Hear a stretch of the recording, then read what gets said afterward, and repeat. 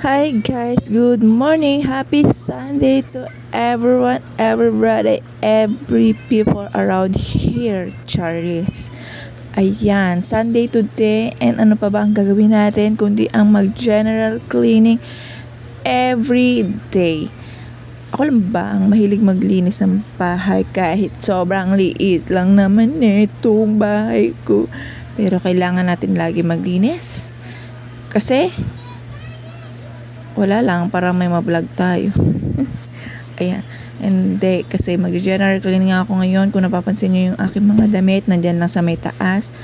At magdi-DIY ako ng aking mini cabinet. Ayan, sa mga gusto po magpagawa ng mga DIY dyan, just call me and PM me. Mahilig ako mag-DIY, Charis. Ayan. Mahilig ako magpukpok ng kung ano-ano at mag-ayos ng kung ano-ano, gumawa ng kung ano-ano. Basta PM mo lang ako, usapan natin yan. Hanap buhay yan, char. Para may extra income, jarot. Ayan, for the linis ako, niligpit ko na, ginulok ulit. Kasi nga may ipapasok ako dyan na mini cabinet. Noong mga dalaga pa kami ni ate ko, nandiyan na talaga yung cabinet na yan, mini cabinet na yan, halos virgin pa kami, charis. Ayan, tinanggal ko na muna yung mga damit ko at itinulak ko yung mga cabinet na yan. Basta para lumuwag-luwag ako, baka kasi hindi magkasya yung cabinet na ipapasok ko. And ayun, nagwalis muna ako para matanggal muna yung mga kabok sa mga paligid ko kasi ayoko nang makalat kapag ako may ginagawa. At ipinasok ko na dyan yung mini cabinet. Ayan, kung napapansin nyo, sobrang luma na talaga siya. Sobrang tagal niyan kasi elementary pa lang ata ako niyan, nandiyan na yan. And may picture pa ako niyan dati nung bata pa ako. Kasama ko si ate. Grabe, pagmumukha namin dyan yung mga dalaga pa kami. And ipinato ko na muna sa taas. And napansin ko napakapangit yung tignan kasi ang taas niya. And tinanggal ko na may mga paahan niya. Yung 4 na sulok ng paa niya, tinanggal ko na para mas okay siya tignan. Ayan. For the hirap muna ako, natanggal ko na siya. For the balot na tayo niyan. Ginamit ko muna yung bubble wrap kasi wala akong pintura. And binalik ko muna sa dati yung mga cabinet. Kasi kasya naman pala. Hindi naman ako nahirapan kumilos. Binalot ko siya ng bubble wrap kasi para mas maganda siya tignan. And akma dun sa cabinet nila papa na kulay black. And napapansin nyo, puro black kami and black and white. Ayan ay pinagpaplanuhan ko ng pinturahan in my own. Gusto ko ako yung magpipintura. Kasama ko si Papa dyan. Siyempre, dalawa kami ni Papa magpipintura. Hindi ko naman kaya mag-isa yan, di ba? Yung bahay namin. Ayun, binala ko na siyang pinturahan ng white, all white. Kasi gusto ko mag-black and white sana tong bahay namin. Pero, nag-iisip ako ulit. Kasi ang dami ko nakikita mini vlog sa TikTok. Ang pinakamaganda talaga is black and brown, ganun, gold.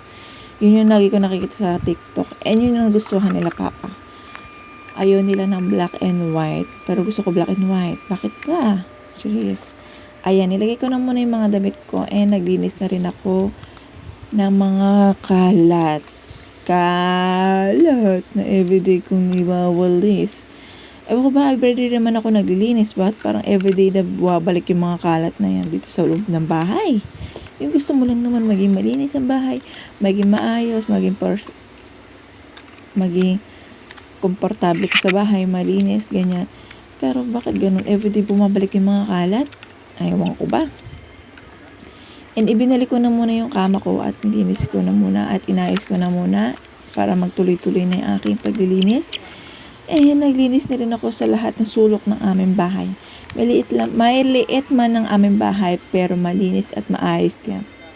Siyempre gusto ko yung malinis, yung maayos ang bahay namin. Ayoko na makalat. Ako kasi yung tipo ng babae na kapag makalat yung bahay, magulo yung bahay, galit na galit sa mundo. Hindi ko naman kaya magbunga nga. Siyempre kasama ko yung parents ko at saka ako lang naman nandito sa bahay. Kaya ako lang naman yung makakagawa ng bawaing bahay na ere. Ayan. O diba? For the ligpit, for the linis na, diba?